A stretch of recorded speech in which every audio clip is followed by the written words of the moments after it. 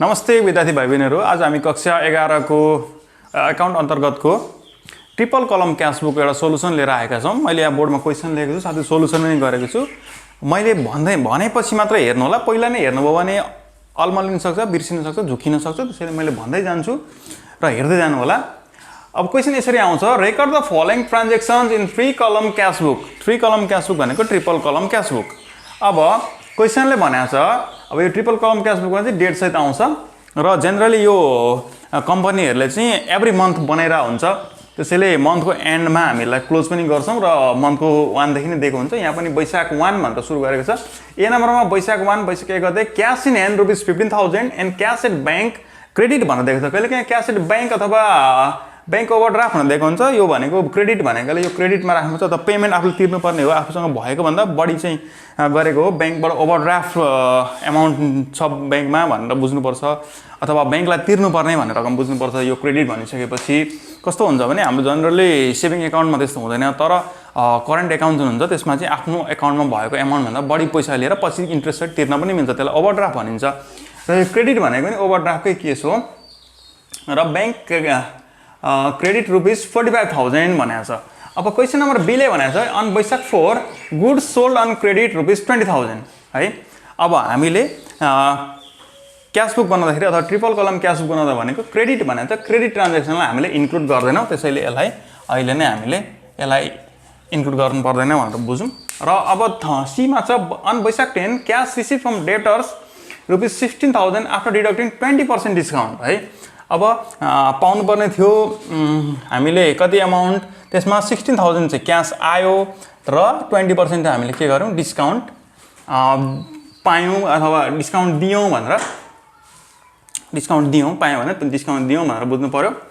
अर्को वैशाख 14 भनेको छ, issued cheque of rupees 19,000 after deducting 5% discount. अब हामीले पैसा तिर्नु पर्ने थियो, पेमेन्ट गर्नु पर्ने थियो, के गर्यौं 19,000 को चेक बनाएर दियौं, तिर्यौं र आफ्टर डिडक्टिङ 5% डिस्काउन्ट भनेको हामीले 5% चाहिँ अमाउन्ट दिएनौं र 5% चाहिँ के गर्यौं डिस्काउन्ट लियौं है। वैशाख 20 interest receive from investment rupees 1500। कतै इन्भेस्ट गरेर थियो, कतै पैसा कसैलाई दिएको थियो अथवा कुनै पार्टीलाई पैसा दिएको थियो, त्यो पार्टीले चाहिँ एज अ इन्ट्रेस्ट 1500 दिएको छ। एफ नम्बरमा Baishakh 25 out of goods sold for rupees 20,000 a cheque of rupees 15,000 receive immediately. अब यहाँ के भनेको छ, मैले अघि पनि भने हामी क्रेडिट ट्रान्ज्याक्सनलाई क्याश बुकमा इन्भल्भ गर्दैन, यो ट्रिपल कलम क्याश बुक हो। अब यहाँ के भएको छ भने 20,000 को गुड्स बेचेको छ, तर चेक चाहिँ 15,000 को चेक चाहिँ इमिडिएटली पाएको छ भने चाहिँ हामीले यो 15,000 चाहिँ इन्क्लुड गर्छौं अथवा यहाँ इन्क्लुड गर्छौं। यो पहिले नै नहेर्ने, हेरे पनि जोखिन्छ। र क्वेशन नम्बर जी ले भनेको छ, वैशाख 28 मा cash withdrawn from bank rupees 6,000 for office use. अब यो क्वेशनमा अलिकति के भन्छ यस्तो टाइपको क्वेशनलाई भने यहाँ क्याश आएको पनि छ, अफिसमा पैसा आएको छ र बैंकमा के गरेछ, बैंकले तिरेछ भनेपछि बैंक क्रेडिट हुन्छ, क्याश डेबिट हुन्छ। त्यसैले यसले दुई ठाउँमा इफेक्ट पार्नु भएकोले यसलाई कन्ट्रा एन्ट्री पनि भनिन्छ। म यसमा सोलुसन गरेपछि भन्दै जान्छु। अब ट्रिपल कलम क्याश बुकको यो रिसिप्ट साइड, यहाँ रिसिप्ट मैले सोलुसन ट्रिपल कलम क्याश बुक भन्दै छु। कहिलेकाहीँ क्वेशनले कम्पनीको नामहरु दिएछ नि इन्क्लुड गर्ने अफ XYZ कम्पनी त्यसरी दिएको हुन्छ, जसरी दिएको छ त्यसरी लेख्ने। र रिसिप्ट साइडमा डेट कलम, पार्टिकुलर्स कलम, लेजर फोलियो कलम, क्याश कलम, ट्रिपल कलम भनेको क्याश कलम, बैंक कलम र डिस्काउन्ट कलम। क्याश, बैंक र डिस्काउन्ट भएकोले यसलाई ट्रिपल कलम क्याश बुक भनेको। अब यता भनेको पेमेन्ट साइड, यहाँ पेमेन्ट लेख्ने, उता रिसिप्ट लेखेको छ, यहाँ पेमेन्ट लेख्ने र पार्टिकुलर्स, लेजर फोलियो, क्याश कलम, बैंक कलम र डिस्काउन्ट कलम। यहाँ लेखेको कुरालाई अहिले हेर्यो भने कन्फ्युजन हुन्छ। मैले भन्दै गएपछि हेर्दै जाने अथवा लेख्दै जाने, बुझेर सुनेर मात्रै बुझिदैन, त्यसैले स्टुडेन्टहरुले लेख्दै जाने। अब सुरु गरौँ क्वेशन नम्बर ए बाट। Baishakh 1 cash in hand rupees 15,000 and cash at bank rupees 45,000। Credit bank है, क्रेडिट ब्यालेन्स है बैंकमा चाहिँ भनेको ओभरड्राफ्ट अमाउन्ट हो। अब डेटमा वैशाख 1 लेखेँ मैले। अब यो भनेको वैशाख 1 भने चाहिँ अघिल्लो महिनाबाट आएको उब्रेको पैसा हो नि त। अघिल्लो महिनाको कारोबार पछाडि ह्यान्ड भनेको आफूसँग भएको र बैंकमा भएको कारोबार दिएको छ। त्यसले टु ब्यालेन्स बिडी है, टु ब्यालेन्स बिडी भनेर सुरु गर्ने। वैशाख 1 को ट्रान्ज्याक्सन के छ, टु ब्यालेन्स बिडी अथवा टु ओपनिङ ब्यालेन्स लेखे पनि हुन्छ, केही फरक पर्दैन।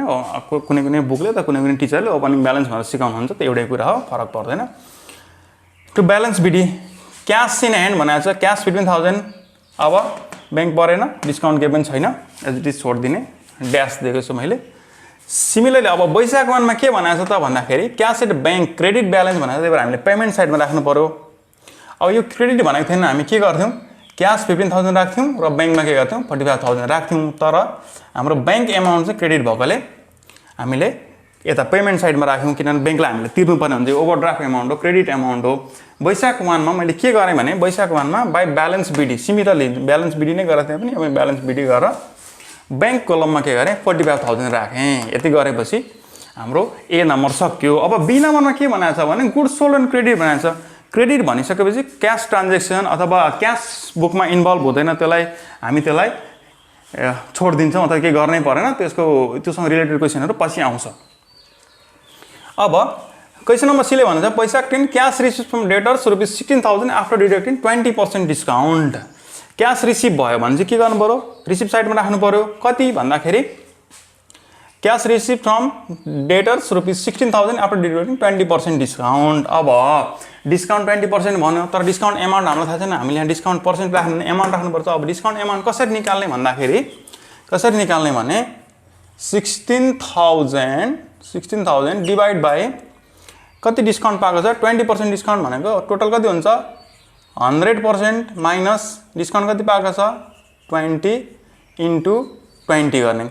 यो के हो, यो भनेको 100%, यो भनेको हाम्रो आएको एमाउन्ट है, यो सर्टकट तरिका हो। आएको एमाउन्टलाई 100% माइनस 20% किनभने 20% डिस्काउन्ट हो इन्टु 20% ले गरेपछि इजिकल टु कति हुन्छ, क्यालकुलेटर थिच्नु होला। यो क्यालकुलेटर थिच्न पनि समस्या हुनसक्छ कोही स्टुडेन्टलाई। त्यस्तो भयो भने 16,000 डिभाइड बाई 80 गर्ने है। यहाँ क्यालकुलेटरमा फेरि 16,000 डिभाइड बाई 100 अनि माइनस 20 गर्ने, क्यालकुलेटर अर्कै एन्सर निकाल्छ। त्यसैले यसलाई कि त ब्राकेट राख्नुपर्छ हामीले सल्भ गर्दाखेरि, क्यालकुलेटरमा गर्दाखेरि भएन भने यसलाई 80 गरेर अनि 20 ले मल्टिप्लाई गरेपछि यहाँनिर आउँछ 4,000। यसरी निकाल्ने हो डिस्काउन्ट एमाउन्ट है। डिस्काउन्ट एमाउन्ट पनि हामीले निकाल्यौँ किनभने 20% डिस्काउन्ट भनेको छ। अब वैशाख 10 मा के भनेको छ cash receive from debtors to debtors account. Cash आएको छ त्यसैले हामीले रिसिभ साइडमा राख्यौँ 16,000 है। र हामीले के गर्यौँ डिस्काउन्ट पायौँ, सँगसँगै डिस्काउन्ट पनि दिएको कुरालाई के हुन्छ डिस्काउन्ट गिभन जहिले पनि हामीले के भन्छौँ नोमिनल एकाउन्टमा डेबिट साइडमा राख्छौँ अथवा रिसिभ साइडमा राख्छौँ। त्यो चाहिँ 4,000 अघि निकालेको 4,000 के गरिरहेको छ यहाँनिर डिस्काउन्ट कलममा 4,000 राखेको छ है। त्यसै गरी यो क्लियर भयो नि है। C number debtors account 16,000 payment receive गरेको छ, क्यास रिसिभ भनेको छ, क्यास कलममा राखेको छ 16,000 र 20% डिस्काउन्टलाई हामीले के गरेको छ 20% 16,000 एमाउन्ट आउँदाखेरि भनेको 20% डिस्काउन्ट भनेको चाहिँ 4,000 हुँदछ। 4,000 हामीले डिस्काउन्ट कलममा राखिसक्यौँ। अब हामीले क्वेसन नम्बर डीमा हेरौँ। On Vaishakh 14 issued cheque, issued भन्ने बित्तिकै हामीले पेमेन्ट गरे हो। Issued cheque of ₹19,000 after deducting 5% discount. अब त्यो पनि सिमिलर केस हो। 19,000 डिभाइड बाई 100 भनेको टोटल पर्सेन्ट 100 हुन्छ माइनस 5 इन्टु 5 गर्दाखेरि कति हुन्छ, यो सायद 1,000 हुन्छ। अथवा कसैलाई आउँछ भने 20,000 को 5% भनेको कति हुन्छ 1,000 हुन्छ है। भनेपछि 5% डिस्काउन्ट भनेको टोटल एमाउन्ट 20,000 रहेछ र 5% डिस्काउन्ट पर्दा 1,000 डिस्काउन्ट पाएको रहेछ भनेर पनि बुझिन्छ। अथवा यहाँ क्वेसनले पनि दिएको छ गुड्स सोल्ड एन्ड क्रेडिट, यो जुन 20,000 थियो यही ट्रान्जेक्सनको पेमेन्ट आएको हो यो है।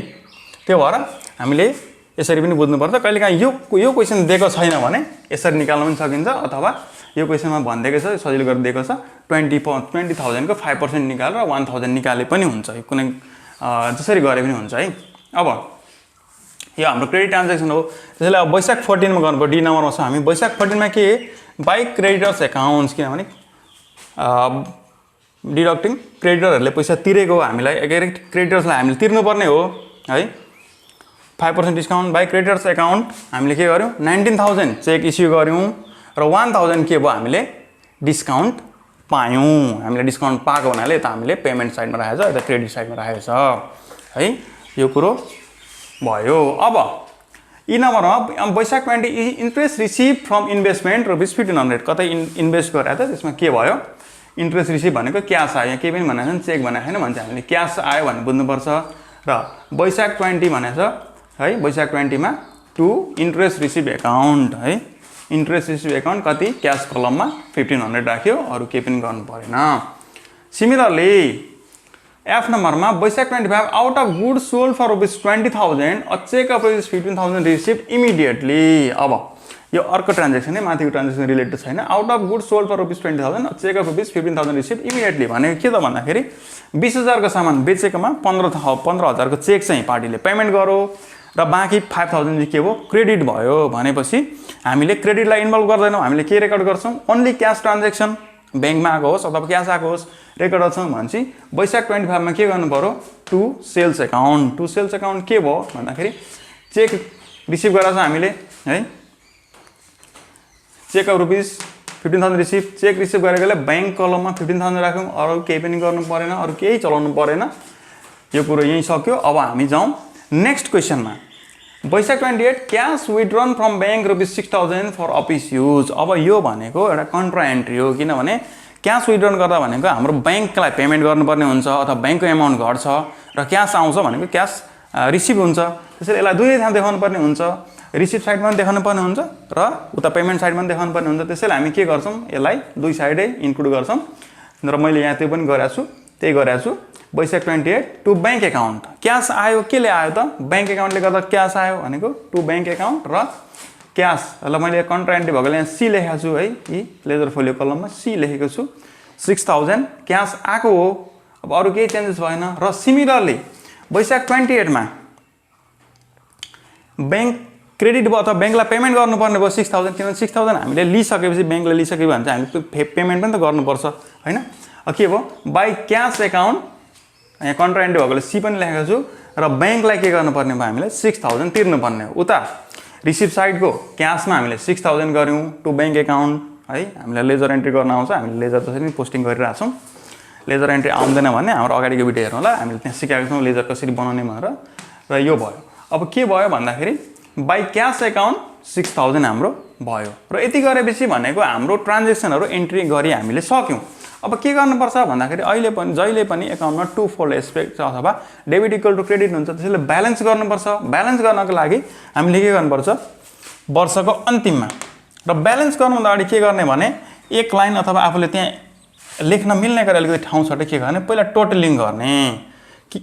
किन टोटलिङ गर्ने भने हेर्ने यहाँ हेर्ने क्यास कलममा 15,000 छ, 16,000 छ, 1,500 छ, 6,000 छ र अर्को क्यास कलम हेर्ने यता यहाँ भनेको केही पनि छैन। मैले यहाँ केही पनि छैन अहिले होइन, मैले त ब्यालेन्स गरेर एमाउन्ट लेखेको छु, यहाँ केही पनि छैन भने चाहिँ कुन साइड ह्याप्पी भयो भनेको रिसिभ साइड ह्याप्पी भयो। अब के गर्नुपर्छ हामीले पेमेन्ट साइडमा ब्यालेन्स गरेर इक्वल गर्नुपर्छ है। त्यसैले वैशाख 31 मा बाई ब्यालेन्स सिडी गरेर क्यास कलममा यो सबै जोड्ने है। जोड्दाखेरि के भयो 38,500 आयो।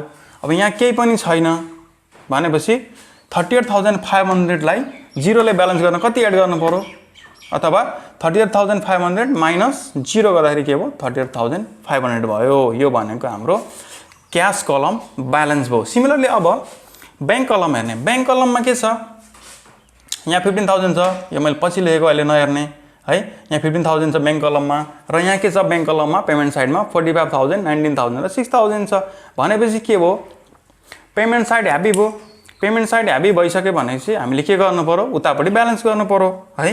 रिसिभ साइडमा ब्यालेन्स गर्नु पर्यो। अब यहाँ कति हुँदो रहेछ त भन्दाखेरि 45,000, 19,000 र 6,000 हुँदाखेरि भनेको 70,000 हुँदो रहेछ। यो मैले लेखेँ है। यो 38,000 पनि मैले ब्यालेन्स गरेर लेखिसकेँ है। अब हाम्रो यहाँ कति छ त ब्याङ्क साइडमा भनेको 15,000 मात्रै छ। 15,000 र यता कति छ 70,000 छ। यहाँ 70,000 छ। अब ब्यालेन्स गर्नु पर्यो। ब्यालेन्स गर्न के गर्ने 70,000 माइनस 15,000 अथवा ब्याङ्क कलममा जति पनि ट्रान्जेक्सन छ जुन साइडमा कम्ती छ कम्ती भएको साइडको घटाउने है। ह्याप्पी भएको साइडको जोड्ने, किनभने ह्याप्पी भएको साइडमा त ब्यालेन्स गर्नु पर्ने अलरेडी भइसकेको छ। ह्याप्पी भएको साइडको जोड्दा 70,000 आयो। अब 70,000 मा 15,000 ब्याङ्क कलमको 15,000 घटाउँदा कति भयो 55,000। वैशाख 31 मा टु ब्यालेन्स सिडी भनेर मैले 55,000 के गरेँ ब्यालेन्स एमाउन्ट लेखेँ। गरेपछि हाम्रो ट्रान्जेक्सन र ब्यालेन्स गर्ने काम पनि सक्यो। अब टोटल गर्न हामीलाई आइहाल्छ। टोटल गर्ने टोटल यहाँ अघि नै गरिसकेका थियौँ। यहाँ पनि ब्यालेन्स गरिसक्यो भनेको 55,000 र 15,000 जोड्दाखेरि 70,000 भयो। डिस्काउन्ट एमाउन्टलाई डिस्काउन्ट कलमलाई ब्यालेन्स गर्नु पर्दैन, डिस्काउन्ट कलममा जति छ त्यति नै लेख्ने है। डिस्काउन्ट कहिले पनि ब्यालेन्स गर्नु पर्दैन।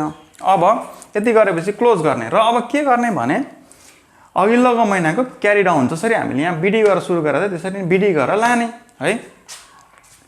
अब के लाने भने हामीले क्यास ब्यालेन्स कति गरेछ, क्यास ब्यालेन्स कति गरेछ 38,500 हामीले ब्यालेन्स गरेछ हो। यो क्यास ब्यालेन्स गरेकोलाई ज्येष्ठ 1 अथवा नेक्स्ट मन्थको फर्स्ट डेट राखेर to balance c d sorry to balance b d brought down गरेको नि त माथिबाट माथि गरिसकेको कुराबाट बर डाउन गरेको। त्यसैले बिडी गरेर 38,500 यहाँ जुन ब्यालेन्स गरेको एमाउन्ट हो त्यसलाई पेमेन्ट साइडमा छ भने रिसिभ साइडमा लाने, रिसिभ साइडमा छ भने पेमेन्ट साइडमा ल्याउने है गरेर हामीले क्यासलाई चाहिँ 38,500 ब्यालेन्स गऱ्यौँ। अब सिमिलरली हाम्रो ब्याङ्क हामीले यहाँ ब्याङ्क पनि ब्यालेन्स गरेको छ सरी ब्याङ्क हामीले यहाँ ब्यालेन्स गरेको छ ब्याङ्क कलम भनेपछि यसलाई के गर्नु पर्यो पेमेन्ट साइडमा लानु पर्यो। हामीले ब्याङ्कलाई रिसिभ साइडमा